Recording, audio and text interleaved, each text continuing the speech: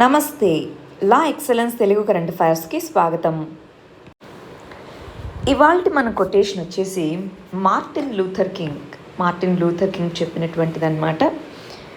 అంటే మనం చాలా స్పీడ్గా వెళ్ళలేకపోతున్నాము, అయినా పర్లేదు, కానీ ఎప్పటికీ కూడా ముందుకు మాత్రం వెళ్తూ ఉండాలి. అది ఎంత వేగంగా అన్నది పరిస్థితిని బట్టి ఉంటుంది. సో కొంత ఎగరలేకపోతే పరిగెత్తుకుంటూ వెళ్ళు, పరిగెత్తలేకపోతే నడుస్తూ వెళ్ళు, నడవకపోతే పాకుతూ అయినా వెళ్ళు, కానీ ముందుకు వెళ్ళడం మాత్రం ఆపద్దు, పయనాన్ని ఆపద్దు. అది ఈ కొటేషన్కి సంబంధించింది.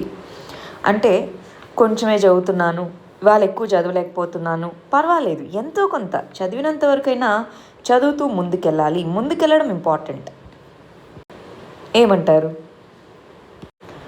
సరే, ముందుగా నిన్న ఇచ్చినటువంటి ప్రిలిమ్స్ క్వశ్చన్స్కి ఆన్సర్స్ ఏంటో చూసి వాళ్ళ ఆర్టికల్స్లోకి వెళ్దామండి. ఫస్ట్ క్వశ్చన్ వచ్చేసి, ఎన్బిఎఫ్సిస్ అన్నవి కంపెనీస్ యాక్ట్ కింద రిజిస్టర్ అవుతాయి, అవునా కాదా? ఎస్. రెండోది, ఎన్బిఎఫ్సిస్ అన్నవి ఫినాన్షియల్ ఇంక్లూజన్కి ఇంపార్టెంట్. ఫినాన్షియల్ ఇంక్లూజన్ అంటే మనకి అందరికీ కూడా ఆర్థిక సమ్మిళిత్వము అంటాం తెలుగులో. సో అందరికీ కూడా ఫినాన్షియల్ సర్వీసెస్ దగ్గరగా ఉండడానికి, రీచ్ అవ్వడానికి NBFCs, non banking financial companies important, అవునా? సో అది కూడా కరెక్టే. మూడోది, కొన్ని ఎన్బిఎఫ్సిస్ని సెబీ రెగ్యులేట్ చేస్తుంది అన్నారు, అవునా కాదా? కొన్ని ఎన్బిఎఫ్సిస్లో ఏవైతే స్టాక్ మార్కెట్కి సంబంధించినటువంటి స్టాక్ మార్కెట్స్లో ఇన్వెస్ట్ చేస్తూ ఉంటాయో, స్టాక్ మార్కెట్లో మీడియేటర్స్గా ఉంటాయో, వాటిని సెబీ రెగ్యులేట్ చేస్తుందన్నమాట. సో మూడోది కూడా కరెక్టే, కాబట్టి ఆన్సర్ ఏమవుతుంది? 1, 2, 3. రెండో క్వశ్చన్ చూడండి, ఎసెన్షియల్ కమోడిటీస్ యాక్ట్కి సంబంధించి ఏది కరెక్టో కనుక్కోమంటున్నాం. ఇక్కడ ఎసెన్షియల్ కమోడిటీస్ యాక్ట్ 1955 అండి.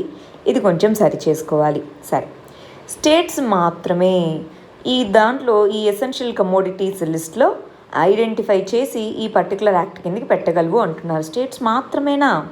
కాదు. అగ్రికల్చర్కి సంబంధించి అయితే మెజారిటీ స్టేట్స్ చేస్తాయి, కానీ అగ్రికల్చరల్ కాకుండా ఇప్పుడు పెట్రోలియం ఇవన్నీ కూడా ఉన్నాయి కదా, మరి సెంట్రల్ గవర్నమెంట్ కూడా దీంట్లోకి ఎసెన్షియల్ కమోడిటీస్ని నోటిఫై చేయొచ్చు, ఓన్లీ అన్నారు కాబట్టి తప్పన్నమాట.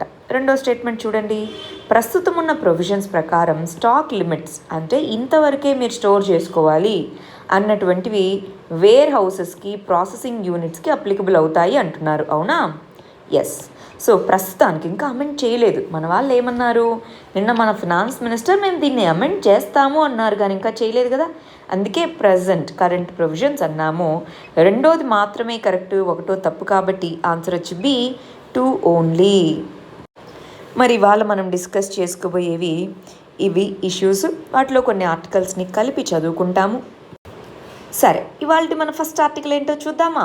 ఫస్ట్ వచ్చేసి, గవర్నమెంట్ అన్నది డిఫెన్స్ ప్రొడక్షన్కి సంబంధించి మరియు కోల్ సెక్టార్ ఏవైతే ఉన్నాయో వాటిలో ఇన్వెస్ట్మెంట్స్ వచ్చేలాగా ఆ సెక్టార్స్ని ప్రైవేట్ ఇన్వెస్ట్మెంట్కి, ఫారిన్ ఇన్వెస్ట్మెంట్కి ఓపెన్ చేయడం జరిగింది అని చెప్తున్నారనమాట.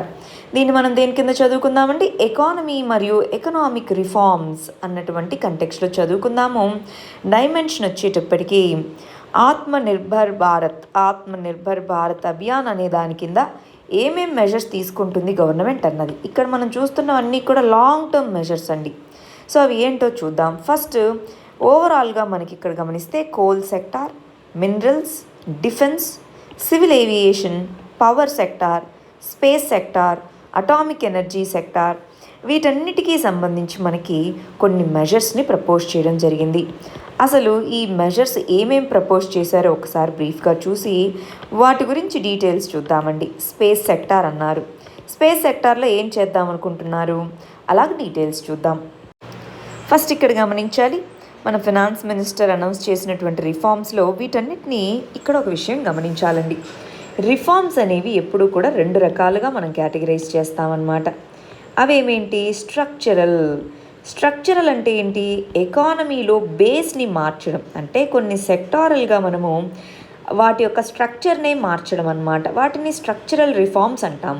అవి లాంగ్ టర్మ్లో ఎక్కువ మనకి ఇంపాక్ట్ని చూపిస్తాయి.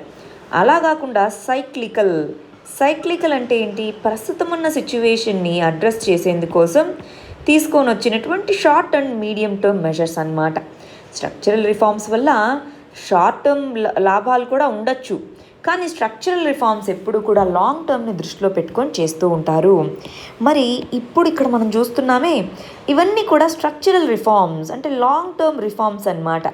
అలా కాకుండా నిన్న మనం చూసాం కదా కొన్ని మైగ్రెంట్ సెక్టార్కి సంబంధించి, ఎన్బిఎఫ్సిస్కి సంబంధించి, అవి సైక్లికల్, ప్రస్తుతం ఉన్నటువంటి కోవిడ్-19 యొక్క ఇంపాక్ట్ని తగ్గించడానికి, నెగిటివ్ ఇంపాక్ట్స్ని తగ్గించడానికి తీసుకున్న మెజర్స్ అన్నమాట.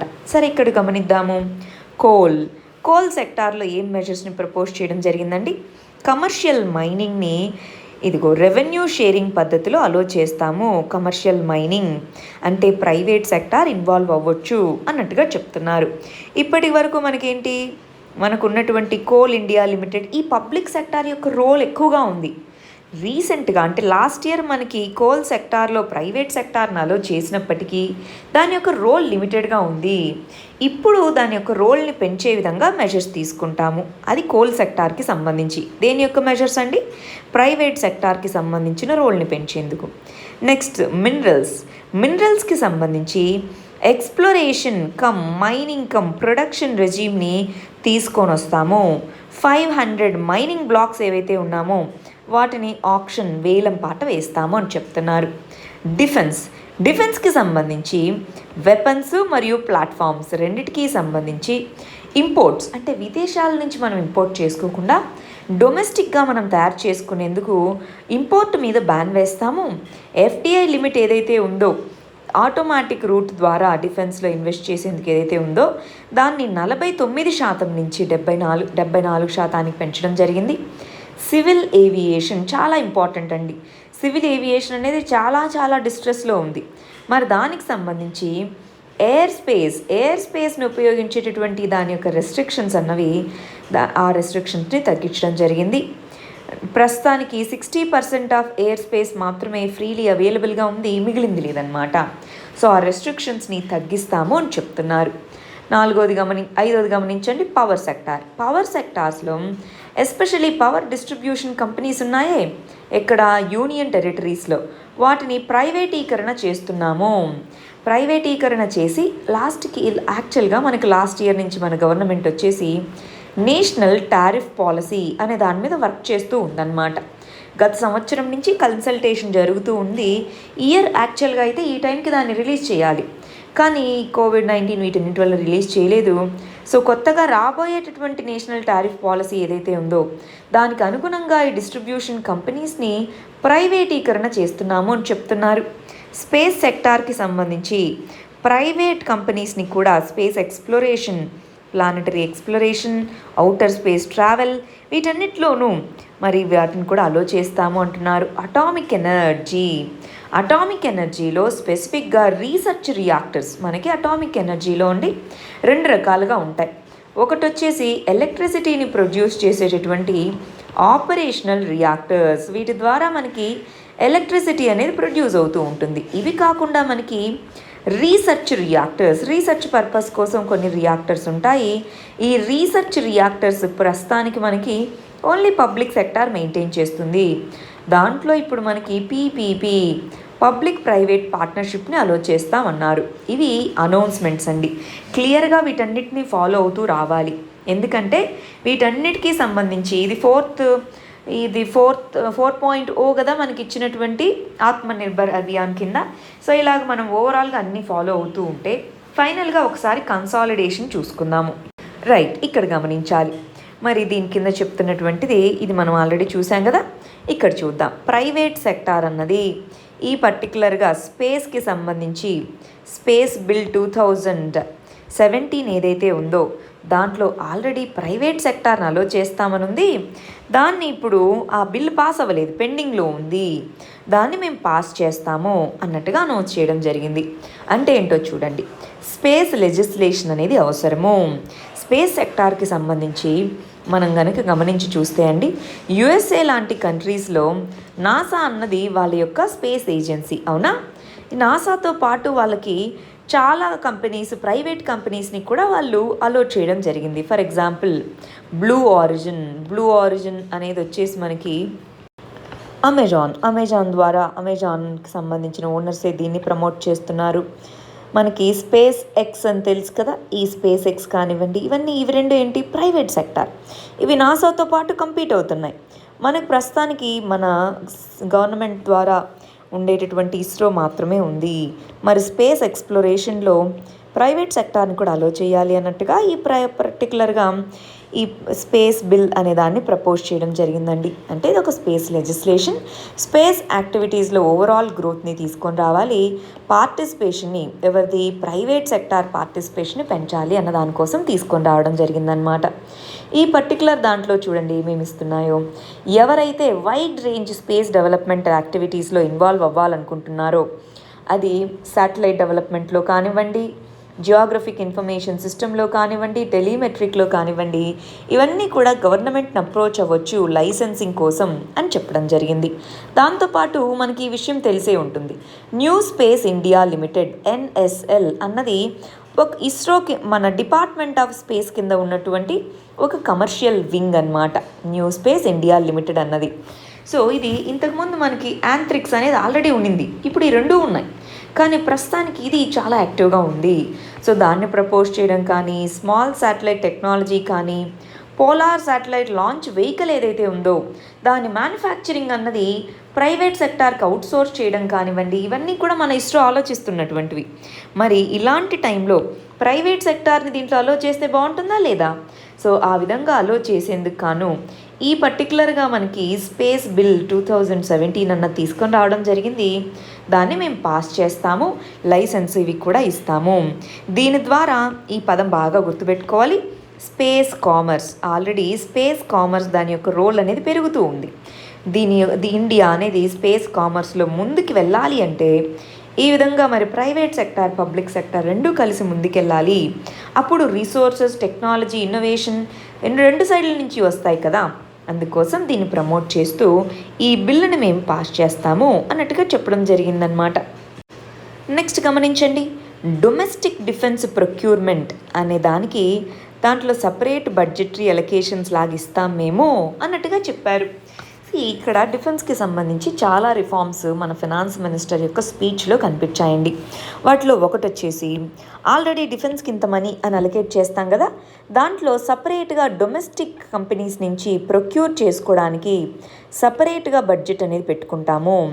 రెండోది నెగటివ్ లిస్ట్, అంటే ఈ పర్టికులర్వి ఇంపోర్ట్ చేసుకోకూడదు అని రూల్స్ పెట్టుకుంటాము. State of the art weapons ఏవైతే కావాలో దాన్ని ఇంపోర్ట్ చేసుకుంటాము. మరి నెగిటివ్ లిస్ట్లో ఏమేమి రావాలి అంటే, వీటిని ఇంపోర్ట్ చేసుకోకూడదు, ఖచ్చితంగా డొమెస్టిక్ సెక్టార్ నుంచే కొనుక్కోవాలి అనేటువంటి ఉంటాయి కదా. ఆ నెగిటివ్ లిస్ట్ని డిపార్ట్మెంట్ ఆఫ్ మిలిటరీ అఫైర్స్ ఏదైతే ఉందో, చీఫ్ ఆఫ్ డిఫెన్స్ స్టాఫ్ దానికి హెడ్గా ఉంటారు. సో ఆ పర్సన్ నేతృత్వంలో దాన్ని మేము తీసుకొని వస్తాము. దాంతోపాటు ఇంకా చూడండి, ఆర్డినాన్స్ ఫ్యాక్టరీ బోర్డ్, అంటే గన్స్, వెపన్స్ ఇవి తయారు చేసేటటువంటిది ఏదైతే ఉందో దీని కింద రకరకాల ఫ్యాక్టరీస్ ఉన్నాయండి. ఆర్డినాన్స్ ఫ్యాక్టరీ బోర్డ్ అనేది, సో కలకత్తాలో దీని సెంట్రల్ ఆఫీస్ అన్నమాట. సరే, ఇది ఇండిజినస్గా టెక్నాలజీని డెవలప్ చేస్తూ ప్రొడ్యూస్ చేస్తూ ఉంటుంది, డిఫెన్స్ హార్డ్వేర్ని, ఎక్విప్మెంట్ని ఇండియన్ ఆర్మ్డ్ ఫోర్సెస్ కోసం. సో దాన్ని రిఫార్మ్ చేస్తాము. మనకి డిఫెన్స్ మినిస్ట్రీ అనేది ఒక హై లెవెల్ కమిటీని పెట్టడం జరిగింది లాస్ట్ ఇయర్. దేనికి? కార్పొరేటైజేషన్. బాగా గుర్తుపెట్టుకోవాలి, కార్పొరేటైజేషన్ అంటే వేరు, ప్రైవేటైజేషన్ అంటే వేరు. కార్పొరేటైజేషన్ అంటే ఏంటి? కార్పొరేట్ స్ట్రక్చర్లో దాన్ని రన్ చేయడం, అంటే దాన్ని స్టాక్ మార్కెట్లో లిస్ట్ చేయడము, దానికి సంబంధించి ఎప్పటికప్పుడు డీటెయిల్స్ అనేది ఇదిగో ఇంత ఖర్చు పెడుతున్నాము ఇవన్నీ కూడా పబ్లిక్ డొమైన్లో ట్రాన్స్పరెన్సీ తీసుకొని రావడం, ఇవన్నీ కార్పొరేటైజేషన్ చేస్తామంటున్నారు. కానీ ప్రైవేటైజేషన్ చేస్తాం అనట్లేదు, ప్రైవేటీకరణ అనట్లేదు, కార్పొరేటీకరణ అంటున్నారు. అంటే దాన్ని రన్ చేసే విధానం మారుస్తాము. ఈ ఆర్డినాన్స్ ఫ్యాక్టరీ బోర్డ్ అన్నది కోల్కతాలో దాని హెడ్ క్వార్టర్స్ ఉంది. 41 ఫ్యాక్టరీస్ దాని కింద ఉన్నాయన్నమాట. డిపార్ట్మెంట్ ఆఫ్ డిఫెన్స్ ప్రొడక్షన్ అనే దాని కింద అది పనిచేస్తూ ఉంటుంది. సో ఇక్కడ ఇది 5వ ప్రొవిజన్.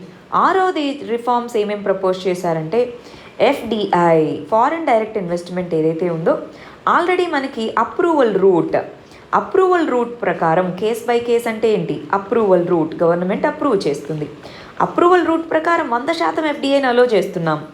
ఆటోమేటిక్ రూట్, అప్రూవల్ లేకుండా ఆటోమేటిక్ రూట్ ద్వారా ఇంతకుముందు 49% ఉంటే దాన్ని 74% పెంచడం జరిగింది. ఈ 6 రిఫార్మ్స్ అన్నవి డిఫెన్స్ ప్రొక్యూర్మెంట్కి సంబంధించి చేస్తున్నాము అన్నట్టుగా మనకి గవర్నమెంట్ అన్నది అనౌన్స్ చేయడం జరిగిందండి. గుర్తుపెట్టుకుంటున్నారు కదా ఇవన్నీ? ప్రిలిమ్స్కి అడగచ్చు అనమాట, ఏ మెజర్స్ ప్రపోజ్ చేసింది ఏంటి అట్లా. నెక్స్ట్ ఇక్కడ గమనించండి, కోల్ మినరల్ రిఫార్మ్స్ అన్నవి తీసుకొని వస్తాము ఇంపోర్ట్స్ని తగ్గించడానికి అన్నారు. ఇందాక మనం చూసుకున్న ఆర్టికల్కి సంబంధించిన రిలేటెడ్ ఆర్టికల్స్ అన్నమాట మనం ఇక్కడ చదువుతూ ఉన్నవి. రైట్, ఇక్కడ గమనించండి, స్ట్రక్చరల్ రిఫార్మ్స్ అనేవి ప్రపోజ్ చేయడం జరిగింది. కోల్ మరియు మైనింగ్ సెక్టార్లో దాంట్లో ప్రైవేట్ ఇన్వెస్ట్మెంట్ని పెంచడం కోసం అని అంటున్నారు. అసలు ఏంటి ఇక్కడ అంటే, మనకి ఒకటి సేల్ చేసుకోవడానికి కోల్ మైన్స్ అన్నవి, కోల్ మైనింగ్లో అండి కోల్ని మైన్ చేసి దాన్ని ఏ కంపెనీస్కి కావాలన్నా అమ్ముకోవడానికి మనకి ప్రస్తుతానికి గవర్నమెంట్ ఏజెన్సీస్ చేస్తున్నాయి. అలా కాకుండా క్యాప్టివ్ మైన్స్ అంటే, నాకు ఒక కంపెనీ ఉంది, నాకు కావాల్సినటువంటి నీడ్స్ కోసం నేను మైనింగ్ చేసుకోవడానికి అప్పుడు నాకు మైన్స్ అలొకేట్ చేస్తారు. ఇలాంటి వాటిలో ప్రైవేట్ సెక్టర్ అలో ఉండేది. ఇప్పుడేం చేస్తున్నారు, ఈ ప్రైవేట్ కార్పొరేషన్స్ గవర్నమెంట్ కార్పొరేషన్స్ ఏవైతే ఉన్నాయో అది మైన్ చేస్తున్నటువంటి అమౌంట్ తక్కువగా ఉంది, అమౌంట్ ఆఫ్ కోల్. కానీ మన ఇండియాలో 4th లార్జెస్ట్ రిజర్వ్స్ ఉన్నాయి, వరల్డ్లోనే 4th లార్జెస్ట్ కోల్ రిజర్వ్స్ అనేవి ఉన్నాయి. మరి ఇలాంటి టైంలో కూడా మనము ఏం చేస్తున్నాం, వేరే దేశాల నుంచి ఇండోనేషియా, ఆస్ట్రేలియా వీటి నుంచి ఇంపోర్ట్ చేసుకుంటున్నాము. ఇలా కాకుండా ఉండాలి అంటే మరి ప్రైవేట్ సెక్టార్ని కూడా మైనింగ్లో అలో చేసి దీని నుంచి వచ్చినటువంటి మనీ ఏదైతే మైన్ చేస్తారో దాని నుంచి వచ్చిన మనీని రెవెన్యూ షేరింగ్ పద్ధతిలో, ఇప్పుడు మనకి పెట్రోలియం క్రూడ్ ఆయిల్ ఎక్స్ప్లోరేషన్ చేస్తే ఎలాగ రెవెన్యూ షేరింగ్ ఉందో అలాంటి రెవెన్యూ షేరింగ్ పద్ధతిలో ప్రైవేట్ సెక్టార్ని కూడా కోల్ మైనింగ్లో అలొకేట్ చేస్తాము అని చెప్తున్నారనమాట. దీనివల్ల ట్రాన్స్పరెన్సీ ఇవంతా పెరుగుతుంది, ఇంపోర్ట్స్ ఇవన్నీ తగ్గుతాయి, అది ఇక్కడ చెప్తున్నటువంటిది. దాంతోపాటు కోల్ బెడ్ మీథేన్ అన్న దాని గురించి చెప్తున్నారండి. కోల్ బెడ్ మీథేన్ అంటే ఏంటి, మనకి కోల్ని డైరెక్ట్గా త్రవ్వడం బదులు భూమి కింద ఎక్కడో కోల్ ఉంది, ఈ కోల్ ఉన్నదాన్ని ఏం చేస్తామంటే దాన్ని తవ్వకుండా కొన్ని రకాలైన కెమికల్స్ని వాటిని వాడి దాని నుంచి గ్యాస్ని ఎక్స్ట్రాక్ట్ చేసుకోవడం అనమాట, మీథేన్ గ్యాస్ని. ఈ మీథేన్ గ్యాస్ అనేది ఏమవుతుంది, మనకి న్యాచురల్ గ్యాస్. అవునా, మీథేన్ గ్యాస్ అనేది న్యాచురల్ గ్యాస్. మనం ఇప్పుడు న్యాచురల్ గ్యాస్ అనేది ఇంపోర్ట్ చేసుకుంటూ ఉన్నాము. ఆ న్యాచురల్ గ్యాస్ని ఇంపోర్ట్ చేసుకోకుండా కోల్ అనేది ఎలాగూ ఉంది, కోల్ బెడ్ మీథేన్ని ఫాలో అవ్వచ్చు కదా, సో దీన్ని మేము ఎక్స్ప్లోర్ చేస్తాము అన్నట్టుగా గవర్నమెంట్ చెప్తుంది. మరి ఈ కోల్ బెడ్ మీథేన్ ద్వారా మనకి న్యాచురల్ గ్యాస్ అయితే వస్తుంది, కానీ ఒక ప్రాబ్లం ఉంది. అదేంటో తెలుసా, దీని నుంచి కార్బన్, ఈ పర్టికులర్ మీథేన్ అనేది ఒక గ్రీన్ హౌస్ గ్యాస్ అన్నమాట. దీని నుంచి వచ్చేటటువంటిది 1.8 times ఎక్కువగా కన్వెన్షనల్ న్యాచురల్ గ్యాస్తో పోలిస్తే ఇది ఎక్కువగా కార్బన్ ఫుట్ ప్రింట్ అనేది దీంట్లో ఉంటుంది కోల్ గ్యాసిఫికేషన్లో. కానీ మన గవర్నమెంట్ అనేది సెల్ఫ్ రిలయన్స్, అంతేనా, ఆత్మనిర్భర్ అభియాన్ అంటే ఏంటి, సెల్ఫ్ రిలయన్స్ కోసం వీటన్నిటినీ చేస్తుందన్నమాట. కోల్ గ్యాసిఫికేషన్ అనే దానికి వెళ్తాము. ఇక్కడ ఏమేమి రిఫార్మ్స్ ఉన్నాయి, ఒకటి కోల్ గ్యాసిఫికేషన్కి వెళ్ళడము, రెండోది రెవెన్యూ షేరింగ్ పద్ధతిలో దీంట్లో వెళ్తామనడము, మూడోది కోల్ బెడ్ మీథేన్కి వెళ్తాము అని చెప్పడము, ప్రైవేట్ సెక్టార్ అన్నది 50 blocks వరకు అట్ ఎ టైం బిడ్డింగ్ చేసుకోవచ్చు అని చెప్పడము. ఇవన్నీ కూడా మనకి కోల్ అండ్ మినరల్ దీంట్లో తీసుకొని వచ్చిన రిఫార్మ్స్ అన్నమాట. నెక్స్ట్ పవర్ సెక్టార్లో ఏమన్నారు, ఇదిగో మాకు national tariff policy, new tariff policy అన్నది మేము ఇవ్వబోతున్నాము. దానికి తగ్గట్టుగా ఇనీషియల్గా డిస్ట్రిబ్యూషన్ కంపెనీస్ యొక్క ఎఫిషియన్సీ పెంచాలి. దానికోసం యూనియన్ టెరిటరీలో ఉండేటటువంటి డిస్ట్రిబ్యూషన్ కంపెనీస్ని ప్రైవేటైజ్ చేస్తాము అని చెప్తున్నారు. ఇక్కడ గమనించాలండి, డిస్కామ్స్ అంటే డిస్ట్రిబ్యూషన్ కంపెనీస్ అని చెప్పేసి. అసలు డిస్కామ్స్ అనేవి ఎలా వస్తాయి, ఫస్ట్ పవర్ని ప్రొడ్యూస్ చేసే వాళ్ళు కొంతమంది ఉంటారు, వీళ్ళనే జెన్కో అంటే జనరేటింగ్ కంపెనీస్ అని అంటాము. పవర్ని జనరేట్ చేస్తారనమాట. పవర్ జనరేట్ చేసిన వాళ్ళ దగ్గర నుంచి ఎవరు కొనుక్కుంటారు, పవర్ని ట్రాన్స్మిట్ చేస్తారనమాట. ట్రాన్స్మిషన్ అంటామే, లైన్స్ ఇవన్నీ వేసుకొని పవర్ ట్రాన్స్మిషన్ కంపెనీస్ కొన్ని ఉంటాయి. వీళ్ళ దగ్గర నుంచి జనరేటర్స్ దగ్గర కొన్నిసార్లు ఈ రెండు ఒకటే అయి ఉంటాయి, ఒకటే కంపెనీ చేసుకుంటూ ఉంటుంది. ఇక్కడి నుంచి డిస్ట్రిబ్యూషన్ కంపెనీస్, వాటినే డిస్కామ్స్ అని అంటాము. డిస్కామ్స్ అంటే డిస్ట్రిబ్యూషన్ కంపెనీస్, ఇవి కొనుక్కుంటాయి. కొనుక్కున్నాక ఇవి మనకి సప్లై చేస్తాయి, కన్జ్యూమర్స్కి సప్లై చేస్తాయి. ఈ కన్జ్యూమర్స్ ఎవరై ఉండొచ్చు? ఒకటి హౌస్ హోల్డ్ మనం అవ్వచ్చు, హౌస్ హోల్డ్ కన్జ్యూమర్స్ అవ్వచ్చు. రెండోది ఇండస్ట్రీస్ అవ్వచ్చు, ఇండస్ట్రీస్ సర్వీసెస్ ఇవన్నీ కూడా అవ్వచ్చు అనమాట. మరి ఇక్కడ ఏం చేస్తున్నారంటే మన వాళ్ళు ఈ హౌస్ హోల్డ్స్ అంటే మనకి వేసేటటువంటి యూనిట్ కాస్ట్ ఏమో చాలా తక్కువ, యూనిట్ కాస్ట్ చాలా తక్కువ వేసి కంపెనీస్ మీద మాత్రం యూనిట్ కాస్ట్ చాలా ఎక్కువ వేస్తున్నారు. ఎందుకని? మరి దీని మీద తక్కువ వేసినప్పుడు ఏదో ఒకటి కంపెన్సేషన్ ఉండాలి కదా. దీన్ని మనము క్రాస్ సబ్సిడైజేషన్ అంటామన్నమాట. ఈ క్రాస్ సబ్సిడీ ఏం చేస్తుంది? ఇండస్ట్రీస్కి నష్టం కలిగిస్తుంది, ఇక్కడ ఎక్కువ కన్జంప్షన్ అయ్యేలాగా చేస్తుంది. అలా కాకుండా దీన్ని రేషనలైజ్ చేయాలి అని చెప్పి ఈ న్యూ టారిఫ్ పాలసీలో మన వాళ్ళు ప్రపోజ్ చేస్తూ ఉన్నారు. ఇలాంటి టైంలో ఈ డిస్ట్రిబ్యూషన్ కంపెనీస్ని ఎఫిషియెంట్గా ఉండేందుకు డిస్ట్రిబ్యూషన్లో ఎందుకు ప్రైవేట్ సెక్టార్నలో చేయకూడదు? సో ప్రైవేటీకరణ చేస్తాము, ప్రైవేట్ సెక్టార్నలో చేస్తున్నాము. ఇప్పుడు ప్రస్తుతానికి యూనియన్ టెరిటరీస్ లార్జ్ స్కేల్లో మనము స్టేట్స్లో చేస్తే ఎలా ఉంటుందో తెలియదు కదా దాని ఇంపాక్ట్ అన్నది. అందుకని ముందుగా యూనియన్ టెరిటరీస్తో మొదలు పెడుతున్నామన్నమాట. దాని యొక్క ఫినాన్సెస్ ఇవన్నీ పెరుగుతాయి అనుకుంటున్నాము. దాన్ని ఎలా ఉంటుంది అని చూసి తర్వాత మనము స్టేట్ లెవెల్లో కూడా దీన్ని తీసుకొని వస్తాము. క్రాస్ సబ్సిడీస్ని తీసేయడం ఒకటి, యూనియన్ టెరిటరీస్లో ఈ గవర్నమెంట్ ఏదైతే ఉందో దాంట్లో ఎఫిషియన్సీని తీసుకొని రావడానికి ప్రైవేటీకరణ చేయడం ఒకటి. ఈ రెండు కూడా పవర్ సెక్టార్ కింద ఉన్న రిఫార్మ్స్ కింద చెప్పడం జరిగింది. గుర్తుపెట్టుకున్నారా? ఇక్కడ రెండు ఇవి మనకి ఇవాళ ఈ ఆత్మనిర్భర్ అభియాన్ కింద ప్రొవైడ్ చేసిన ప్యాకేజ్లో పార్ట్స్ అండి. మిగిలిన ఆర్టికల్స్కి వెళ్ళిపోదాం. ఇక్కడ గమనించండి, నదన్ థియేటర్ కమాండ్. నదన్ థియేటర్ కమాండ్ అనే దానికి నేవీ అన్నది కూడా ఎయిడ్ అంటే దానికి తోడ్పడుతుంది, హెల్ప్ చేస్తుంది అంటున్నారు.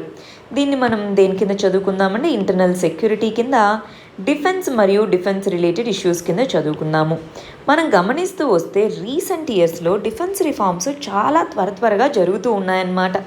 వాటిలో ఈ థియేటర్ కమాండ్స్ అన్నది కూడా ఒకటి. సో అసలు ఏంటో చూద్దాం.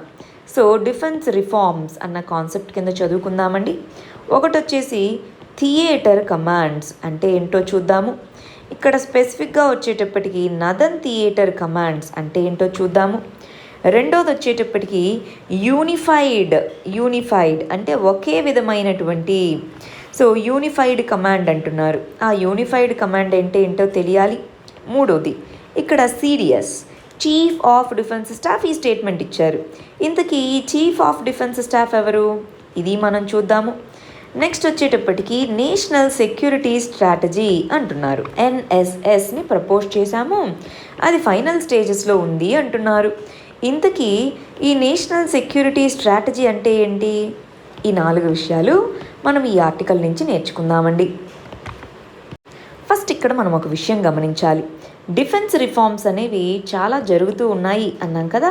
సో డిఫెన్స్ రిఫార్మ్స్ అనేవి చాలా వరకు స్లోగా ఉండేవండి ఇంతకుముందు. ఇప్పుడు ఏమవుతుంది మీరు గమనించుంటే 1 ర్యాంక్ 1 పెన్షన్ అనేది తీసుకొని వచ్చారు. అది కూడా ఒక రకమైనటువంటి ఇంపార్టెంట్ రిఫార్మ్ అన్నమాట. దాంతోపాటు ఇంటిగ్రేటెడ్ బ్యాటిల్ గ్రూప్స్ ఐబీజీస్ మనం మొన్న చదువుకున్నాం, అవి తీసుకొని వచ్చారు. మనకి డిపార్ట్మెంట్ ఆఫ్ మిలిటరీ అఫైర్స్ అని తీసుకొని వచ్చి దాని కింద త్రివిధ దళాలని కోఆర్డినేట్ చేసుకునేలాగా చీఫ్ ఆఫ్ డిఫెన్స్ స్టాఫ్ అనేది తీసుకొని వచ్చారు. దాంతోపాటు ఇక్కడ మనం గమనించి చూస్తే ఇంటిగ్రేటెడ్ సర్వీసెస్ అని అంటున్నారనమాట. సో ఆ ఇంటిగ్రేటెడ్ సర్వీసెస్ అంటే ఏంటో అది కూడా ప్రపోజ్ చేయడం జరిగింది. వాటిని కూడా ఇంప్లిమెంట్ చేస్తూ ఉన్నాము ఆల్రెడీ అని చెప్తున్నారు. ఈ ఇంటిగ్రేటెడ్ కమాండ్స్ అంటే ఏంటి అది మనం ఒక్కసారి తెలుసుకుందాము. దాంతోపాటు మీరు గమనించుంటే టూర్ ఆఫ్ డ్యూటీ అని చెప్పి అది కూడా ప్రపోజ్ చేశారు, ఇంకా ఇంప్లిమెంట్ చేయలేదు. టూర్ ఆఫ్ డ్యూటీ అంటే ఏంటి? 2 లేదా 3 సంవత్సరాలు ఫైనలైజ్ చేస్తారు. అది ఎన్ని సంవత్సరాలు అన్నది మినిమం 3 సంవత్సరాలు మనం వెళ్ళి ఆర్మీలో పనిచేసి వచ్చేయచ్చు అనమాట. పర్మనెంట్గా కాకుండా జస్ట్ అలాగ టెంపరీగా.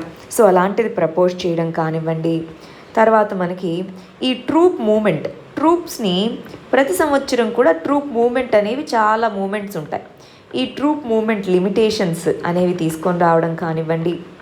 ఇందాక డిఫెన్స్ బడ్జెట్లో మరి దానికి డిఫెన్స్ ప్రొక్యూర్మెంట్ పాలసీ అని తీసుకొని వచ్చాం, గమనించారు కదా ఇందాక. డిఫెన్స్ ప్రొక్యూర్మెంట్ పాలసీకి సంబంధించి మరి ఇవాళ మనం ఒక షార్ట్ వీడియో కూడా చేయడం జరిగిందండి. ఆ వీడియో కూడా చూడండి. డిఫెన్స్ ప్రొక్యూర్మెంట్ ప్రొసీజర్ లేదా పాలసీ, సో ఇలాంటివన్నీ తీసుకొని రావడము, ఇవన్నీ కూడా డిఫెన్స్ సెక్టార్కి సంబంధించినటువంటి రిఫార్మ్స్. మరి ఇలాంటి కంటెక్స్లో ఇప్పుడు ఏం చెప్తున్నారో చూడండి. ఇక్కడ ఏమంటున్నారంటే, ఇప్పుడు ఎయిర్ ఫోర్స్కి సంబంధించి ఎయిర్ ఫోర్స్ యొక్క బెటాలియన్స్ చాలా ప్లేసెస్లో ఉన్నాయి. వాటన్నిటికీ సంబంధించి ఇంటిగ్రేటెడ్ థియేటర్ కమాండ్స్, థియేటర్ అంటే వార్ జరిగినప్పుడు ఏ విధంగా ఇంటిగ్రేటెడ్గా అందరూ కలిసి వర్క్ చేయాలి అన్నది చూడడం అన్నమాట. ఈ ఇంటిగ్రేటెడ్ థియేటర్ కమాండ్ దీంట్లో మనకి ఫస్ట్ వచ్చేసి ఎయిర్ ఫోర్స్కి సంబంధించి చూస్తున్నారు, ఆ తర్వాత ఆర్మీకి సంబంధించి ఇంటిగ్రేటెడ్ కమాండ్ అని, ఆ తర్వాత మనకి నేవీకి సంబంధించి ఇంటిగ్రేటెడ్ కమాండ్ అని చూస్తాము. అది ఒకటో పాయింట్ ఇక్కడ చెప్తున్నటువంటి వాటిలో. రెండోది వచ్చేటప్పటికి ఇప్పుడు కొన్ని నేవీకి సంబంధించినటువంటి మనకి హెలికాప్టర్స్ కానీ ఎయిర్ ఫైటర్స్ ఉంటాయి కదా, వాటిని ఎందుకు అవసరమైనప్పుడు చైనా దగ్గర బార్డర్ సైడ్ పెట్టుకోకూడదు, ఎయిర్ ఫోర్స్కి సంబంధించిన దాన్ని డెజర్ట్ రీజన్లో ఎందుకు పెట్టుకోకూడదు, ఇలాగా కంపాటబిలిటీ 3 సర్వీసెస్కి ఉన్నటువంటి రిసోర్సెస్, ఇప్పుడు హెలికాప్టర్ ఎవరికైనా యూజే కదా అండి. సో 3 సర్వీసెస్ మధ్య కంపాటబిలిటీ, రిసోర్స్ షేరింగ్ అనేది బెటర్గా ఉండాలి అన్నట్టుగా మేము ప్లాన్ చేస్తున్నాము. ఇవన్నీ కూడా ఇంటిగ్రేటెడ్గా ఉండేలాగా నేషనల్ సెక్యూరిటీ స్ట్రాటజీ అన్నది ప్రిపేర్ చేస్తున్నాము. అది ఒకసారి ఫైనలైజ్ అయిన తర్వాత దాన్ని చెప్తాము అంటున్నారనమాట. చాలా రిఫార్మ్స్ జరుగుతూ ఉన్నాయి. ఎస్పెషల్గా సిడిఎస్ వచ్చాక 3 ఇంతకుముందు ఫ్రాగ్మెంటెడ్గా ఉండేవి, ఇప్పుడు 3ని కోఆర్డినేట్ చేసుకుంటూ వస్తున్నాయన్నమాట. ఇవన్నీ కూడా ఎప్పటి నుంచో పెండింగ్ ఉన్న రిఫార్మ్స్ ఇప్పుడు జరుగుతూ వస్తున్నాయి. మనం గమనించి చూస్తే ఇందాక మనము చూసినటువంటి డిఫెన్స్లో కానీ, స్పేస్ కానీ, అటామిక్ ఎనర్జీ కానీ, వీటన్నిటిలో వచ్చిన రిఫార్మ్స్ అన్నీ కూడా ఎప్పటి నుంచో పెండింగ్ ఉన్నవండి. ఇప్పుడు ఎందుకు చేయగలుగుతున్నాము? క్రైసిస్లో ఉన్నప్పుడు మామూలుగా మనము చేంజ్ అవ్వాలంటే కష్టం, కానీ ఇలాంటి క్రైసిస్ వచ్చినప్పుడు చేంజ్ అనేది ఈజీ అన్నమాట. సో ఇలాంటి టైంలో రిఫార్మ్స్ తీసుకొని రావాలి. కానీ విషయం ఏంటి అంటే, రిఫార్మ్స్ కావాలండి. ఎందుకు మిగిలిన వాళ్ళు క్రిటిసైజ్ చేస్తున్నారు గవర్నమెంట్? ఇవన్నీ మంచి రిఫార్మ్సే. నేను అగ్రికల్చర్కి సంబంధించి చెప్పినవి మంచి రిఫార్మ్సే, అన్నీ మంచివే. కానీ ఎందుకు క్రిటిసైజ్ చేస్తున్నారు చాలామంది అంటే, ఇవన్నీ కూడా లాంగ్ టర్మ్లో ఇంపాక్ట్ వచ్చేవి. షార్ట్ టర్మ్లో కొన్ని లక్షల మంది, కొన్ని కోట్ల మంది ఇంపాక్ట్ అవుతుంటే షార్ట్ టర్మ్లో ఏం చేస్తారు మీరు అన్నదానికి ఎక్కువగా పట్టించుకోకుండా లాంగ్ టర్మ్ రిఫార్మ్స్ అన్నవి తీసుకొని రావాలి. కానీ ఇప్పుడున్న టైంలో ఇమ్మీడియట్ ప్రయారిటీ ఏంటి? ఇమ్మీడియట్ ప్రయారిటీ అన్ని వేల మంది, అన్ని లక్షల మంది మైగ్రెంట్స్ సఫర్ అవుతున్నారు, వాళ్ళకి సంబంధించి ఏంటి? ఇవన్నీ చెయ్యాలి. కానీ ఓవరాల్గా మనం చెప్తుంది ఏంటంటే, ఈ రిఫార్మ్స్ అన్నీ కూడా మచ్ నీడెడ్, కావాల్సినవే. నెక్స్ట్ ఆర్టికల్ గమనించండి. ఇండియా అనేది ఆర్సీఈపీలో జాయిన్ అవ్వడానికి ఇదిగో మీరు రెడీగా ఉన్నారా అని అడుగుతూ ఉంటే, లేదండి మేము రెడీగా లేము అని చెప్తున్నాం అనమాట. సో ఆర్సీఈపీ అనేది చైనా యొక్క కన్సర్న్స్ మాకున్నాయి, చాలా ఉన్నాయి, మేము దాంట్లో జాయిన్ అవ్వదలుచుకోవట్లేదు, మీకు లాస్ట్ ఇయరే చెప్పాము అన్నట్టుగా చెప్తున్నారు. అసలు ఏంటిది? దీన్ని మనం ఇంటర్నేషనల్ రిలేషన్స్లో చదువుకుంటామండి. ఇక్కడ డైమెన్షన్ వచ్చేటప్పటికి రీజనల్ గ్రూపింగ్స్ అనేటటువంటి దాని కింద చదువుకుంటాము. ఈ రీజనల్ గ్రూపింగ్కి వచ్చేటప్పటికి లెర్నింగ్ ఆబ్జెక్టివ్స్ ఇక్కడ ఏమేమి ఉన్నాయి? ఒకటి, ఈ ఆర్సీఈపీ అంటే ఏంటో ఫస్ట్ చూడాలి. ఈ ఆర్సీఈపీలో జాయిన్ అవుతే ఏంటి, ప్రోస్ ఏంటి, జాయిన్ అవ్వకపోతే ఏంటి, అంటే దాంట్లో జాయిన్ అవుతే లాభాలేంటి, నష్టాలేంటి, మరి ఇండియాకి ఏం కన్సర్న్స్ ఉన్నాయి, ఇండియా ఎందుకు మేము దీంట్లో జాయిన్ అవ్వకపోండి అని చెప్తుంది, ఇండియా యొక్క కన్సర్న్స్ ఏంటి, ఇవన్నీ చూద్దామండి. ఫస్ట్ ఇక్కడ గమనించాలి, ఆర్సీఈపీ అనేది 16 సభ్య దేశాలతో ఫామ్ అవ్వాలి అనుకున్నటువంటి గ్రూపింగ్ అన్నమాట. మనకి ASEAN, Association of South East Asian Nation అనేటటువంటి 10 దేశాలు, దాంతోపాటు China, Australia, Japan, South Korea, India, New Zealand, ఈ 6 దేశాలు మెంబర్స్గా ఈ 16 దేశాలు ఓవరాల్గా కలిపి ఫామ్ అవ్వాలనుకున్న గ్రూపింగే ఆర్సీఈపీ. అయితే ఇక్కడ చూడండి, ఇది కదా మనం ఇందాక అనుకుంది, ఇది వరల్డ్స్ లార్జెస్ట్ ట్రేడ్ బ్లాక్ అవుతుంది ఒకవేళ అందరూ ఒప్పుకుంటే. 3.6 billion people, 35% global GDP, 40% global trade అనేది 16 దేశాల మధ్యలో జరుగుతూ ఉంది. మరి మనము ఇదిగో మేము దీంట్లో ఉండమండి అన్నాం. సో మనం ప్రస్తుతానికి 1.6% మన గ్లోబల్ ట్రేడ్ అన్నది. అయితే మనమేమన్నాము, ఆల్రెడీ వీటిలో చాలా దేశాలతో మాకు ఫ్రీ ట్రేడ్ అగ్రిమెంట్ ఉంది అన్నాము. అసలు ఈ గ్రూప్ అనేది ఎందుకు? మన దేశాల మధ్యలో టారిఫ్స్ తక్కువ పెట్టుకుందాము మనము అని అనుకున్నాము. కానీ టారిఫ్స్ తక్కువ పెట్టుకుంటే ముందే చైనా నుంచి గుంపులుగా వస్తున్న గూడ్స్ వాళ్ళ దాని మీద మేము తక్కువ టారిఫ్ వేస్తే మా మార్కెట్స్ అన్నీ వాళ్ళ వస్తువులతో నిండిపోతాయి. న్యూజిలాండ్ ఇలాంటి వాటి నుంచి పాల ఉత్పత్తులతో మా దేశాలు నిండిపోతాయి. సో ఆల్రెడీ మా యొక్క మ్యానుఫ్యాక్చరింగ్ సెక్టార్, మా ఫార్మర్స్ ముందే చిన్న చితక వాళ్ళందరూ ఇంపాక్ట్ అవుతారు, మేము రాము అన్నాం. అయితే ఇంకొక విషయం ఏం చెప్పాం, ఆల్రెడీ మాకు చైనాతో తప్ప ఎక్సెప్ట్ చైనాతో తప్ప మిగిలిన దేశాలతో మాకు ఫ్రీ ట్రేడ్ అగ్రిమెంట్ ఉంది కదా, దీంట్లో ఉన్నా లేకున్నా మాకేం పెద్ద ఫరక్ పడదు అన్నట్టుగా మనం చెప్తూ ఇంకొకటి ఏమన్నాము, ఇదిగో ఈ గ్రూప్లో ఉంటే మీరు పేటెంట్ హక్కులు అని చెప్పి మమ్మల్ని బాగా ప్రెషరైజ్ చేసేలాగున్నాయి, పేటెంట్ రైట్స్ అని చెప్పి. కానీ మేము అఫోర్డబుల్ మెడిసిన్ కోసం కొన్నిసార్లు పేటెంట్ రైట్స్ మీరు చెప్పిన విధంగా మేము పాటించలేకపోవచ్చు. రెండోది, చైనా యొక్క కన్సర్న్స్ మాకున్నాయి, చైనా నుంచి గూడ్స్ ఇవన్నీ వచ్చి మా మార్కెట్స్ని ఇది చేస్తే. మూడోది, వీళ్ళందరూ కూడా మ్యానుఫ్యాక్చరింగ్లో కొంచెం దిట్ట, మనం సర్వీస్ సెక్టార్లో కదా, సర్వీస్ సెక్టార్ మీరు ఓపెన్ చేయట్లేదు, సర్వీస్ సెక్టార్ ఉన్నా పెద్దగా దీనికి స్కోప్ కల్పించట్లేదు. అలాంటప్పుడు మాకు అడ్వాంటేజ్ లేకుండా మేము ఎందుకు జాయిన్ అవుతాము? ఇదిగోండి, సో లోయర్ టారిఫ్స్ అన్నవి లాంగర్ టైం ఫ్రేమ్ వరకు ఉండాలి అన్నాము. స్ట్రిక్ట్ మోడాలిటీస్ అంటే రూల్స్ ఆఫ్ ఆరిజిన్ ఎక్కడి నుంచి వచ్చింది అన్నది మాకు క్లియర్గా తెలియాలి. అది చైనా నుంచి వచ్చి వేరే కంట్రీ నుంచి వస్తున్నట్టుగా వస్తే మా కంట్రీకి నష్టం కదా, తక్కువ కాస్ట్కి అమ్ముకుంటారు కాబట్టి. సో ఆర్సీఈపీ మార్కెట్స్కి సర్వీస్ సెక్టార్ అనేది మాకు ఇండియన్ ఫార్మాస్యూటికల్స్కి సర్వీస్ సెక్టార్కి గ్రేటర్ యాక్సెస్ ఇవ్వండి, మీరు ఇవ్వట్లేదు. సో ఇలాంటివన్నీ కన్సర్న్స్ ఉన్నాయి, మేము జాయిన్ అవ్వమని చెప్పి లాస్ట్ ఇయర్ చెప్పామన్నమాట. ఇవన్నీ కన్సర్న్స్. సో కానీ వాళ్ళు ఇప్పుడు ఆస్ట్రేలియా వీళ్ళందరూ మీరు ఉంటే బాగుంటుంది అని అంటున్నారు. మలేషియా వీళ్ళేమో నువ్వు లేకపోతే ఏమవుద్ది మేము వెళ్తాము అన్నట్టుగా కొంతమంది అంటున్నారు. ప్రస్తుతానికి ఆర్సీఈపీ ఇంకా ఫుల్ ఫ్లెడ్జ్డ్గా వాళ్ళ మధ్యలో ఈ పర్టికులర్ గ్రూపింగ్ ఇంకా ఫార్మలైజ్ అవ్వలేదన్నమాట. ఇండియా మాత్రం దీంట్లో ప్రస్తుతానికి ఈ నెగోషియేషన్స్ నుంచి బయటకు వచ్చేసింది. ఇక్కడ గమనించండి, 10 ఏషియాన్ దేశాలు +6 అన్నవి. ఏషియాన్ ఇప్పుడు కూడా అంటున్నారు ఏమని, ఈ టైంలో ఎస్పెషల్గా కోవిడ్-19 వల్ల ఎకనామిక్ ఇంపాక్ట్ హ్యూజ్గా వచ్చింది కదా, ఇప్పుడు కనుక మనమందరం కనుక ఈ ప్యాక్ట్ చేసుకోగలిగితే మనందరికీ ఉపయోగమే అన్నారు. కానీ మనమన్నాము మేము దీంట్లో మ్యానుఫ్యాక్చరింగ్ మాకు ఇబ్బంది, మేము మా మేక్ ఇన్ ఇండియా పాలసీ వీటన్నిటికీ ఇది ఇబ్బంది వద్దు అన్నాం. వీళ్ళు ఏమన్నారు, అలా కాదండి మీ మేక్ ఇన్ ఇండియాకి ఇది ఇంపార్టెంట్, ఎందుకంటే మీరు ఎక్స్పోర్ట్ చేసుకోవచ్చు కదా అని. కానీ మనం ప్రస్తుతానికి మేము దీంట్లో ఇంటర్ డిపెండెన్స్ అనేది పెరుగుతుంది, చైనా మీద ఎక్కువ కన్సర్న్స్ ఉన్నాయి కాబట్టి మేము ఈ గ్రూపింగ్లో నెగోషియేషన్స్కి కూడా రావాలనుకోవట్లేదు అని మనం చెప్పామన్నమాట. నెక్స్ట్ గమనించండి, రిఫార్మ్స్ అండ్ అగ్రికల్చర్ సెక్టార్కి సంబంధించి గవర్నమెంట్ ప్రపోజ్ చేసినటువంటి రిఫార్మ్స్ అన్నమాట. మనం దీన్ని ఎకానమీలో అగ్రికల్చరల్ రిఫార్మ్స్ అన్నటువంటి దాని కింద చదువుకుంటాము.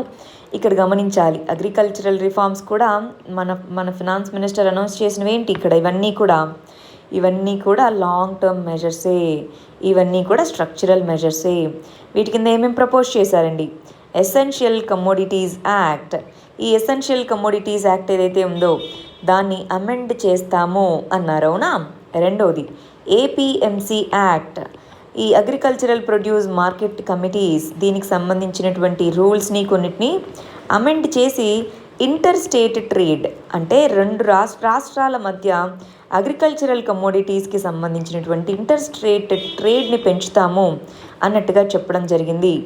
మూడోది అగ్రికల్చరల్ ఇన్ఫ్రాస్ట్రక్చర్ ఏదైతే ఉంటుందో ఆ అగ్రికల్చరల్ ఇన్ఫ్రాస్ట్రక్చర్ని పెంచుతాము, దానికి నాబార్డ్ కింద లోన్స్ ఇస్తాము. ఇవేనా చెప్పింది నిన్న. దాంతోపాటు మత్స్య సంపద యోజన అవన్నీ కూడా యానిమల్ హస్బెండరీకి సంబంధించింది, అవి సపరేట్గా రాసుకుందాం. ఈ మూడిటికి సంబంధించి చాలా డీటెయిల్డ్ వీడియో మనం నిన్న చూసింది. అంటే 16th వీడియో కనుక మీరు క్లియర్గా గమనించి చూస్తే ఈ టాపిక్స్ అన్నిటి గురించి చాలా క్లారిటీ వస్తుందండి.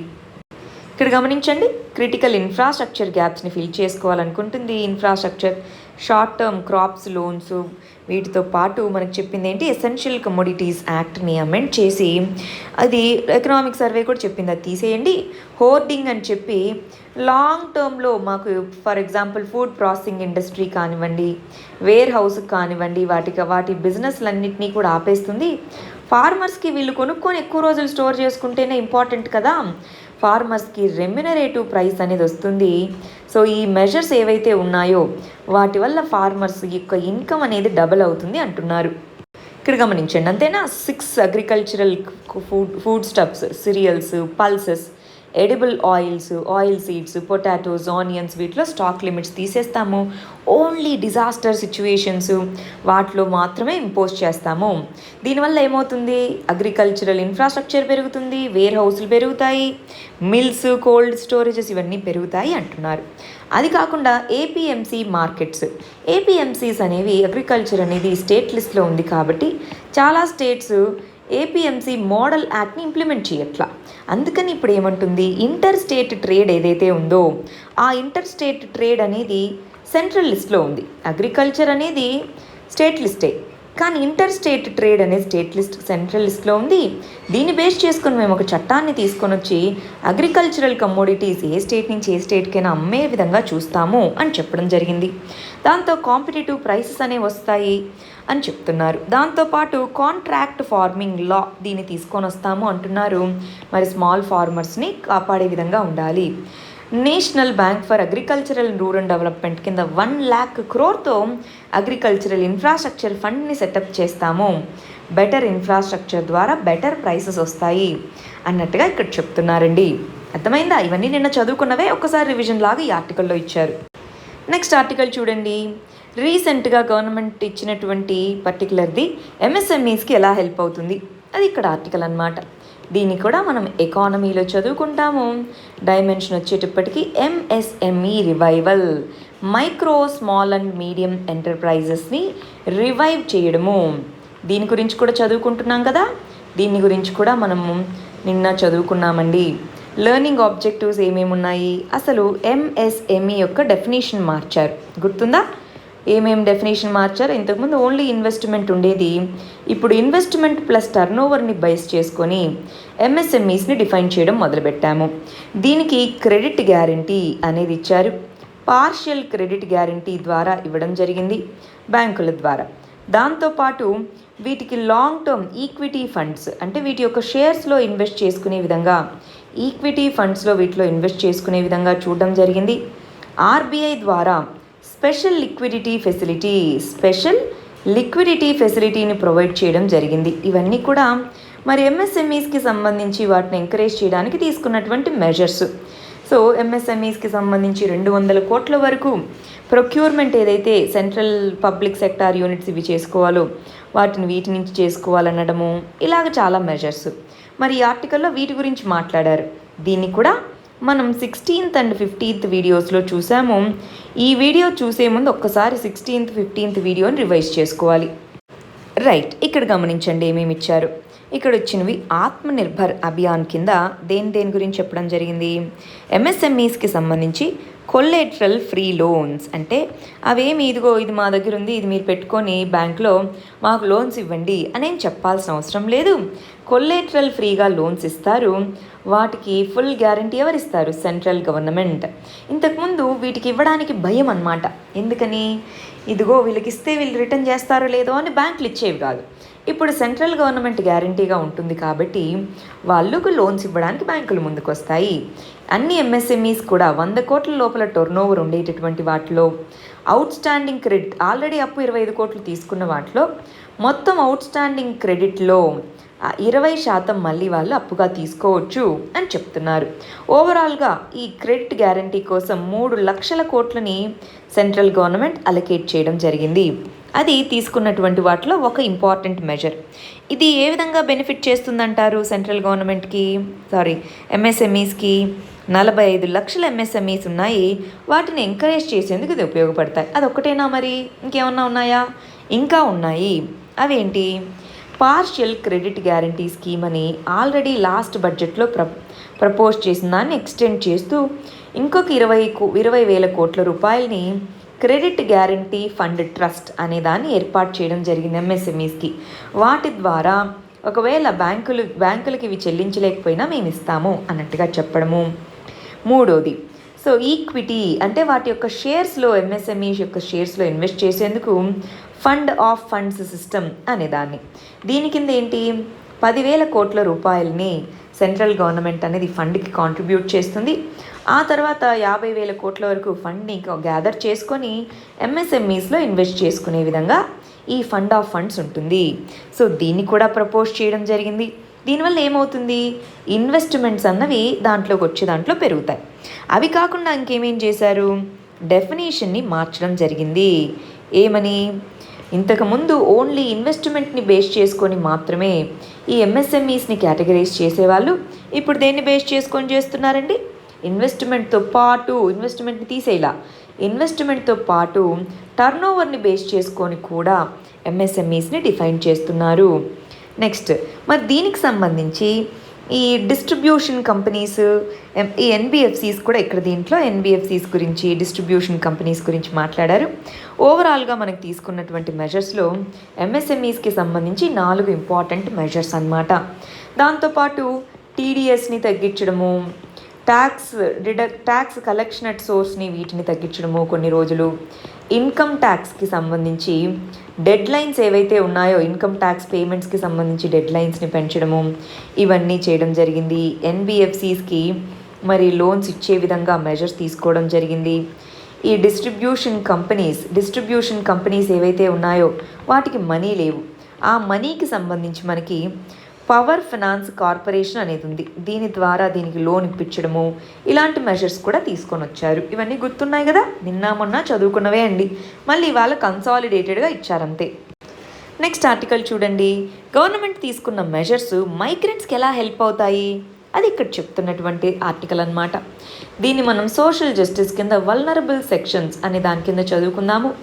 దీంట్లో కోవిడ్-19 దీన్ని ఎదుర్కొనేందుకు గాను గవర్నమెంట్ అనేది 20 lakh crores ప్యాకేజ్ని అనౌన్స్ చేయడం జరిగింది.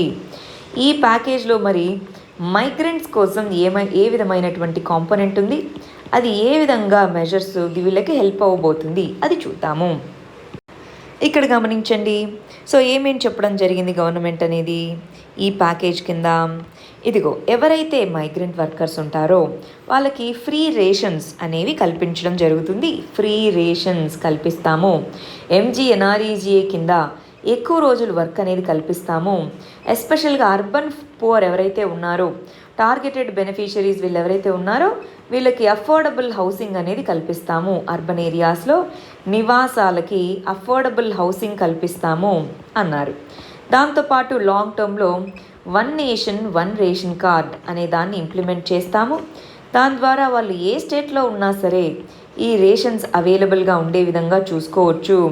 ఇక్కడ మనకి ఆల్రెడీ ప్రధానమంత్రి ఆవాస్ యోజన అనే దాని కింద దీన్ని ఇంప్లిమెంట్ చేస్తాము అన్నట్టుగా చెప్తున్నారు. ఎంజీఎన్ఆర్ఈజీఏ చదువుకున్నాం కదా, ఎంజీఎన్ఆర్ఈజీఏ కింద wide ranging job opportunities provide చేస్తాము, ఈ విధంగా చెప్తున్నారు. కానీ ఇవన్నీ సరిపోతాయా? ఇప్పుడున్నటువంటి పరిస్థితుల్లో డిస్ట్రెస్ అనేది వచ్చింది. మరి శ్రామిక్ ట్రైన్స్ అని చెప్పేసి చాలామందిని వాళ్ళ యొక్క రాష్ట్రాలకు తరలిస్తున్నారు. కానీ ఎంతోమంది కాలినడకన వెళ్తున్నారు. మరి వాళ్ళందరి పరిస్థితి ఏంటి? ఇప్పుడు వాళ్ళు వెళ్ళగానే పరిస్థితి ఏంటి? మరి వీళ్ళందరూ వెళ్ళిపోయాక అక్కడ ఉన్నటువంటి కంపెనీస్, అర్బన్ ఏరియాస్లో కంపెనీస్లో పనిచేస్తూ ఉంటారు కదా ఎక్కడో ఒక చోట, ఆ కంపెనీస్ యొక్క పరిస్థితి ఏంటి? ఇవన్నీ చూడాలి కదా. దాంతోపాటు కొన్ని మెజర్స్ అనౌన్స్ చేసిన వాటిలో స్ట్రీట్ వెండర్స్కి వీళ్ళకి కొన్ని మెజర్స్ ఇవ్వడం జరిగింది. ఇప్పుడు వీళ్ళందరూ రూరల్ ఏరియాస్కి చాలామంది రివర్స్ మైగ్రేట్ అయ్యారు. సో రూరల్ ఏరియాస్లో డెవలప్మెంట్ కోసం regional rural banks, rural cooperative బ్యాంక్స్లో లోన్స్ కోసం నాబార్డ్కి మనీ కూడా ట్రాన్స్ఫర్ చేస్తామని చెప్పారు. ఇవన్నీ ఉన్నప్పటికీ టెంపరీగా ఏ విధంగా, ఇది ఒక్కటే ప్రాబ్లం అండి, షార్ట్ టర్మ్లో ఇప్పుడు ఏ విధంగా వీళ్ళ యొక్క క్రైసిస్ని తీర్చబోతుంది, ఇది ఇక్కడ ఆన్సర్ చేయాల్సినటువంటి క్వశ్చన్ అన్నమాట. ఇవి ఇవాల్టి ఆర్టికల్స్. మరి నిన్న ఇచ్చినటువంటి క్వశ్చన్కి మన వాళ్ళు ఏం ఆన్సర్ రాశారో చూద్దామా. కాంట్రాక్ట్ ఫార్మింగ్ అన్నది ఫార్మర్స్ యొక్క ఇన్కమ్ని పెంచడానికి అదే వే ఫార్వర్డ్ అని అన్నాము. సరే, దీన్ని చెప్పబోయే ముందు ఒక విషయం చెప్పాలి. చాలామంది స్టూడెంట్స్ ఒక 12-13 మంది దాకా ఆన్సర్ రాశారండి. రోజు 3-4 రాసేవాళ్ళు చాలామంది రాశారు. సో నేను ఒక 6-7 మంది ఆన్సర్స్ మాత్రమే ఇక్కడ పెట్టానండి. ఈ ఆన్సర్స్ కరెక్షన్ చేస్తాను కదా, వీటిని బేసిస్గా తీసుకొని మీ ఆన్సర్స్ మీరు కరెక్షన్ చేసుకోండి. ఇంకొకటి, ఆన్సర్స్ రాసేటప్పుడు ఎప్పుడూ కూడా మీ ఓన్ వర్డ్స్లో రాయాలి, కాపీ పేస్ట్ చేయకూడదు, సరేనా? అది గుర్తుపెట్టుకోండి. సరే, ఈ స్టూడెంట్ ఎలా రాశారో చూద్దాం. కాంట్రాక్ట్ ఫార్మింగ్ అంటే ఏంటో రాశారు. కాంట్రాక్ట్ ఫార్మింగ్ ఏ విధంగా ఫార్మర్స్కి హెల్ప్ అవుతుంది అని రాశారు. కొన్ని ఛాలెంజెస్ ఉన్నాయి అని రాశారు, వీటిని అడ్రస్ చేయాలి. చాలా సింపుల్గా, చాలా నీట్గా రాశారండి, గుడ్. బట్ ఇక్కడ కొంచెము దీంట్లోని హెడ్డింగ్గా పెట్టుకొని వీటిని ఎలాబరేట్ చేసుకునేలాగా పెట్టుకోండి, సరేనా? హెడ్డింగ్స్ రాసుకునేలాగా ఉంటే ఇంకా మంచిగా ఉంటుంది మీ ఆన్సర్. ఇక్కడ గమనించండి, కాంట్రాక్ట్ ఫార్మింగ్కి అసలు ఏంటి అని రాసి రైతుల ఆదాయంపై ఏ విధంగా ఉంటాయి అని చెప్తూ, అయితే ఇక్కడ ఛాలెంజెస్ కొంచెం రాయండి. ఎందుకంటే కమెంట్ అన్నాం కదా, క్వశ్చన్లో కమెంట్ అన్నప్పుడు మనకి 2 సైడ్ల నుంచి రాయాల్సి ఉంటుంది. ఇదిగో ఇది ఇంప్లిమెంట్ చేయాలంటే కొన్ని ఛాలెంజెస్, కొన్ని ప్రాబ్లమ్స్ ఉన్నాయి, ఆ ప్రాబ్లమ్స్కి వే ఫార్వర్డ్ ఇది కనుక చేయగలిగితే, ఇదంతా షార్ట్లో రాయాలి. వే ఫార్వర్డ్ కనుక ఇవి చేయగలిగితే కాంట్రాక్ట్ ఫార్మింగ్ అనేది ఫార్మర్స్ యొక్క ఇన్కమ్ని డబుల్ చేస్తుంది. ఇక్కడ ఎవరు కూడా ఈ పేరు రాయలేదండి. అశోక్ దల్వాయ్ అనేటటువంటి కమిటీ ఒకటి ఉంది. ఈ అశోక్ దల్వాయ్ కమిటీ అనేది ఫార్మర్స్ యొక్క ఇన్కమ్ని డబుల్ చేయడానికి వేసినటువంటి కమిటీ. ఈ కమిటీ చెప్పింది కాంట్రాక్ట్ ఫార్మింగ్ మెథడ్స్కి వెళ్ళొచ్చు అని చెప్పేసి. సో ఆ కమిటీ పేరు రాసుకున్నారనుకోండి, అది వాల్యూ అడిషన్గా పనికొస్తుంది. నెక్స్ట్, ఈ స్టూడెంట్ చూడండి ఎలా రాశారు. ఇక్కడ ఎస్, అవును అని మొదలు పెట్టద్దు, ఎప్పుడు ఎస్ నో అని ఏం పెట్టాల్సిన అక్కర్లేదండి, డైరెక్ట్గా రాసేయచ్చు. కాంట్రాక్ట్ ఫార్మింగ్ అంటే ఏంటో రాశారు, దీనివల్ల వచ్చేటటువంటి లాభాలు ఏంటో రాశారు, దీంట్లో సవాళ్ళు ఏంటి, మరి దానికి ఏం చెయ్యాలి అని కూడా రాశారు, గుడ్.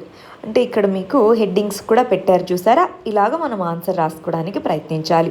కొంచెము ఈ ఇంట్రొడక్షన్ని షార్ట్ చేయండి, కొంచెం ఇంట్రొడక్షన్ని షార్ట్లో రాసుకుంటే ఇంకా మీ ఆన్సర్ బాగుంటుంది.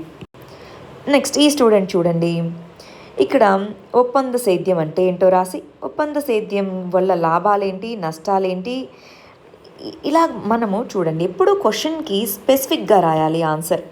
స్పెసిఫిక్గా అంటే లాభాలు, నష్టాలు ఇవన్నీ రాయాల్సిన అక్కర్లా. మనం ఏమంటున్నాము, అది ఫార్మర్స్ యొక్క ఇన్కమ్ని డబుల్ చేయదా, చేస్తుంది అనే దానికి ఆన్సర్ ఎలా చేస్తుందో రాయాలి మీరు. మనము కాంట్రాక్ట్ ఫార్మింగ్ ఏంటి అని అడగలేదు, దాని లాభాలు ఏంటి అని అడగలేదు. అర్థమవుతుందా? క్వశ్చన్ యొక్క స్కోప్ని అర్థం చేసుకోండి. దానివల్ల ఫార్మర్స్ ఇన్కమ్ డబుల్ అవుతుందా, అవ్వాలంటే ఏం చేయాలి, అది మనం రాయాల్సింది. సరే, ఇక్కడ చూడండి, మనకి చాలా ఎగ్జాంపుల్స్ ఉన్నాయి ఈ కాంట్రాక్ట్ ఫార్మింగ్కి సంబంధించి. చాలా ఎగ్జాంపుల్స్ ఆల్రెడీ ఉన్నాయి, పెప్సికో, అమూల్, ఇవన్నీ కూడా. సో ఈ కాంట్రాక్ట్ ఫార్మింగ్ అనేది ఫార్మర్స్ యొక్క ఇన్కమ్ని పెంచుతుంది. దీనికి సంబంధించి గవర్నమెంట్ కొన్ని మెజర్స్ తీసుకుంది. సో దీంట్లో బెనిఫిట్స్ ఏంటి అని రాశారు. ఇక్కడ ఎప్పుడూ కూడా గుర్తుపెట్టుకోవాలి, ఇంట్రడక్షన్ అన్నది 40-50 వర్డ్స్లో కంప్లీట్ చేసుకోవాలి. మనం అడిగింది ఏంటి, ఫార్మర్స్ యొక్క ఇన్కమ్ని డబుల్ చేస్తుందా, ఎస్ చేస్తుంది అన్నదానికి ఎలా చేస్తుందో మీరు రాయాలి ఫస్ట్. ఆ తర్వాత దానికి కొన్ని ఛాలెంజెస్ ఉన్నాయి అని జస్ట్ ఒక 2-3 సెంటెన్సెస్లో రాసేసుకోవచ్చు. ఆ తర్వాత ఇదిగో గవర్నమెంట్ ఈ మెజర్స్ తీసుకుంది, ఓవరాల్గా ఇవన్నీ ఇంప్లిమెంట్ చేస్తే ఇలా ఉంటుంది, అలా రాయొచ్చు. అంటే వీటిని తీసుకెళ్ళి లాస్ట్లో పెట్టేసుకోండి. దీన్ని కొంచెం రీస్ట్రక్చర్ చేసుకోండి, ఆన్సర్ని క్వశ్చన్కి తగ్గట్టుగా రీస్ట్రక్చర్ చేసుకోవాలి. రైట్, అర్థమవుతుందా? ఇక్కడ గమనించండి, కాంట్రాక్ట్ ఫార్మింగ్ అంటే ఏంటి, ఫార్మర్స్కి ఇది ఏ విధంగా హెల్ప్ అవుతుంది, వే ఫార్వర్డ్ ఏంటి, గుడ్. చూడండి, నీట్గా హెడ్డింగ్స్ పెట్టుకున్నారు, చాలా షార్ట్గా ఇంట్రడక్షన్ రాసుకున్నారు, గుడ్. సరే, ఇక్కడ చూడండి, కాంట్రాక్ట్ ఫార్మింగ్ రీసెంట్గా ఇది వచ్చింది. కాంట్రాక్ట్ ఫార్మింగ్ అనేది చాలా వాటిలో కూడా చెప్పడం జరిగింది. ప్రజెంట్ ప్రాబ్లమ్స్ ఉన్నాయి, కాంట్రాక్ట్ ఫార్మింగ్ అనేది ఎలాగ ఉపయోగపడుతుంది. ఇది మీరు దీన్నంతా కూడా చాలా షార్ట్గా రాయాలండి. మీరు రాసిన పద్ధతి బాగుంది, ఈ ప్రాబ్లమ్స్ని తట్టుకోవడానికి కాంట్రాక్ట్ ఫార్మింగ్ అని. సో దీన్నంతా కూడా ఇంట్రడక్షన్ కిందకే పరిగణించాల్సి వస్తుంది. దీన్ని షార్ట్గా రాసి దీని మీద కొంచెం రాయండి. ఇక్కడ కాంట్రాక్ట్ ఫార్మింగ్ చేయాలంటే కొన్ని ఛాలెంజెస్ ఉన్నాయి, జస్ట్ 2-3 సెంటెన్సెస్లో రాసేసి ఆన్సర్ని కంక్లూడ్ చేయండి. మీరు రాసిన పద్ధతి బాగుంది, బట్ ఈ రెండింటిని కలిపి రాయండి, షార్ట్లో రాయండి. ఇక్కడ చూడండి, కాంట్రాక్ట్ ఫార్మింగ్ అంటే ఏంటి, దీనివల్ల ఉపయోగాలు ఏ విధంగా ఉంటాయి, నష్టాలు ఏ విధంగా ఉంటాయి మనము గమనించాలండి. మీరు కూడా అడ్వాంటేజెస్ ఏంటి, డిసడ్వాంటేజెస్ ఏంటి అని మనం అడగలేదు. కాంట్రాక్ట్ ఫార్మింగ్ అన్నది ఫార్మర్స్ యొక్క ఇన్కమ్ని డబుల్ చేసేందుకు అదొక పద్ధతి అంటున్నాము. అది చేస్తుందా, చేస్తే ఎలా చేస్తుంది, దానికి కొన్ని ఛాలెంజెస్ కూడా ఉంటాయి. సో ఆ ఛాలెంజెస్ అనేవి ఏంటో రాసుకొని ఓవరాల్గా కంక్లూజన్ చేసుకోవాలి. కొంచెం మీ ఆన్సర్ని రీస్ట్రక్చర్ చేసుకోవాలి. అర్థమవుతుందా? సరే, ఇది ఇవాల్టి మెయిన్స్ క్వశ్చన్ అండి. ఈ మెయిన్స్ క్వశ్చన్ రాయాలంటే మనకి చిన్న వీడియో ఒకటి 4 నిమిషాలది చేస్తున్నాము, డిఫెన్స్ ప్రొక్యూర్మెంట్ పాలసీ అని. అదొకసారి చూస్తే దాంట్లో మీకు కొన్ని క్లూస్ ఉంటాయి, అవి పెట్టుకోండి. ఇవాల్టి మన డిస్కషన్ పెట్టుకొని ఆన్సర్ రాయండి. ఇది మన ఫస్ట్ ప్రిలిమ్స్ క్వశ్చన్, ఇది మన రెండవ ప్రిలిమ్స్ క్వశ్చన్. వీటికి ఆన్సర్స్ కమెంట్ సెక్షన్లో ఇవ్వండి. రేపు మనం వీటికి కరెక్ట్ ఆన్సర్స్ ఏంటో చూద్దాం. All the very best. Thank you very much.